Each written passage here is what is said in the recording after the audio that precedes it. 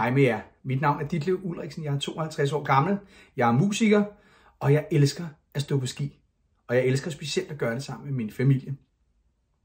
Så derfor så har jeg sat mig for at undersøge, hvad forskellen er på at købe brugt udstyr og købe nyt udstyr. I den forbindelse så har jeg taget kontakt til One Open Sky, som er en af de førende forhandlere af skiudstyr, og fået en af deres eksperter til at fortælle lidt om fordelene ved nyt udstyr.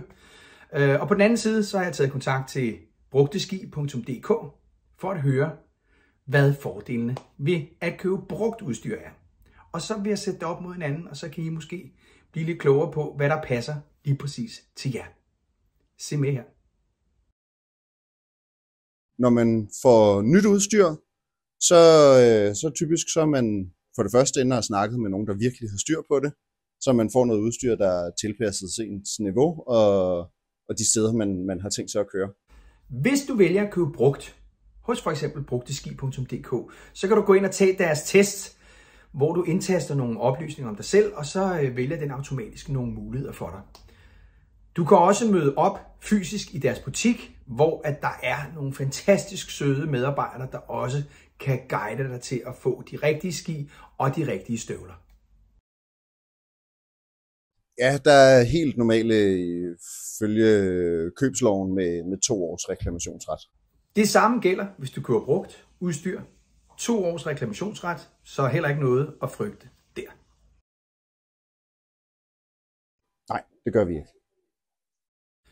Se, nu begynder det faktisk at blive lidt interessant, fordi hos brugteski.dk, der kan du rent faktisk sælge dit udstyr tilbage, hvis du ikke er tilfreds med det, eller hvis du bare ønsker at gøre noget andet. Vi bruger ikke børnebyt. Vi sælger typisk udstyr, så det kan holde 1 år eller 2. Også ganske interessant, fordi hos brugteski.dk kan man faktisk bytte sit børneudstyr hvert år, så længe børnene stadig vokser. Det vil sige, hvert år kan du bytte ski og støvler, så det passer til barnets nye størrelse og nye niveau. Det synes jeg faktisk er meget fedt. Inden for det første år, der særligt på skistøvler, kører vi en pasningsgaranti, hvor vi hjælper med at få støvlen til at sidde så godt som overhovedet muligt. Og det arbejde, det gør vi gratis inden for det første år. Vi gør alt, hvad vi kan for at få den nuværende støvle til at sidde godt. Hvis vi har ramt helt forkert, og der har været sovende fødder i en måned, og det hele bare har været noget rigtig juks, så er der mulighed for, at vi køber støvlen tilbage med 80% af det betalte beløb. Hvis du køber dit udstyr hos brugteski.dk, så er der også pasningsgaranti. Det vil sige, at passer dine støvler der ikke efter den første skiferie, eller er skien ikke lige det, du havde forestillet dig, så for 199 kroner kan du faktisk få byttet til noget nyt. Det vil sige nyt brugt udstyr.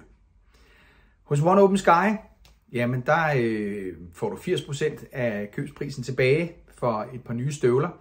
Og det vil sige omkring 800-900 kroner vil det koste dig der, sådan cirka rundt regnet. Hvis ikke de kan få passet dine støvler til.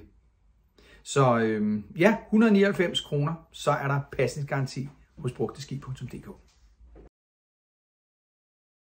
Jamen på støvler, der kunne det være sådan noget som en Salomon Flex 100 til Flex 120 støvle, og de ligger alt fra 3.500 til 4.500 kroner. Og til kvinderne vil det være noget omkring Flex 95, ligger mellem 3.500 og 4.000 kroner for sådan en støvle. Cirka samme pris. Ja, cirka samme prisleje. Nede i børneudstyr, så vil en skistøvle koste omkring 2.000 kroner. Priser på støvler hos brugteski.dk igen ligger for herre skistøvler fra ca. 350 til 1.200 kroner, alt efter stand selvfølgelig. Kvinderne ligger fra 350 kroner til 1.000 kroner, og for et par børneskistøvler, så ligger det fra 250 til 500-600 kroner. Typisk så kører man jo 95% af tiden, man er på skiferie på pisten, og der har vi til kvinden har vi en rigtig god ski i sådan en her. Koster 4.500. Og til herren har vi en rigtig god ski i sådan noget som det her, hvor der man ikke får noget, der hverken er for stift eller for blødt, til en vejledende pris af 6.000 kroner. Kunne man tage sådan noget som den her til en lidt dygtigere barn, konstrueret som voksenski, koster 3.000 kroner mere end den.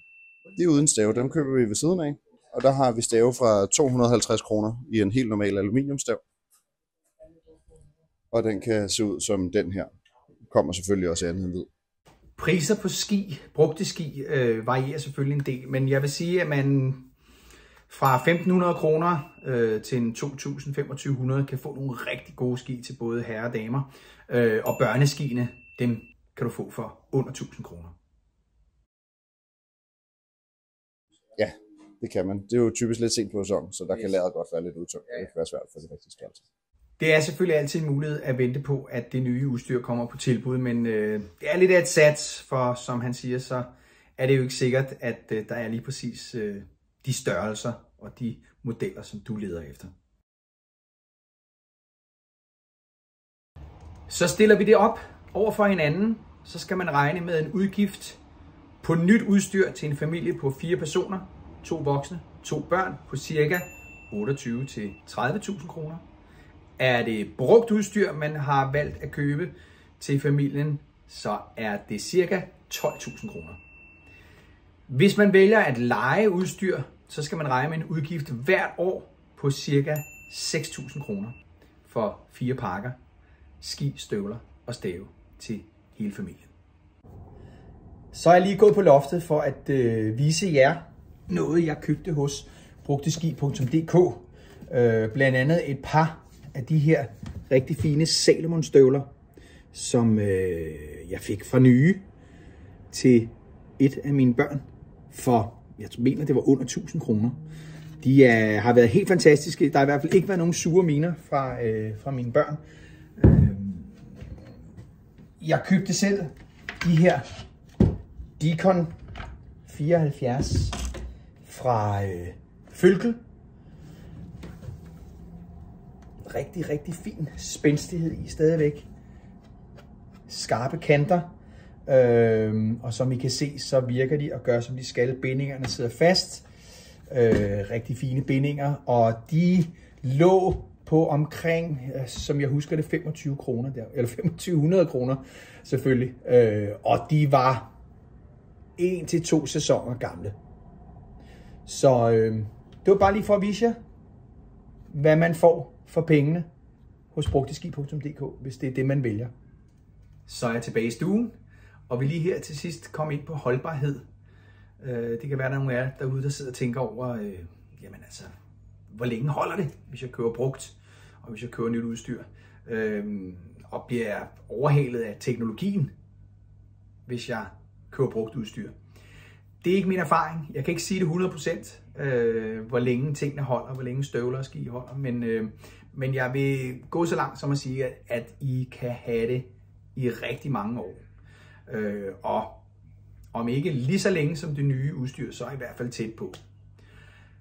Og til allersidst, så vil jeg lige komme med en erkendelse her, og det er, at jeg selv elsker nyt udstyr. Der er ikke noget bedre, end at pakke noget nyt grej op og være den første, der bruger det. Men jeg må også bare erkende og tilstå, at når man tager afsted sådan 4 mennesker på en skiferie, der er dyr nok i forvejen, så det der udstyr, det kan altså godt gå hen og vælte økonomien en lille smule. Så vi hælder meget til det brugte. Der er også noget med bæredygtighed, som vi tænker meget over her i vores familie.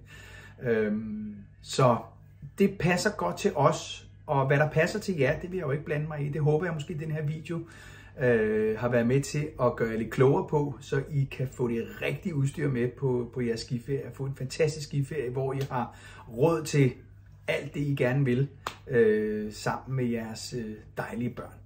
Så med det vil jeg bare ønske en rigtig god skiferie, når I kommer dertil, og tak fordi I kiggede med. Vi ses.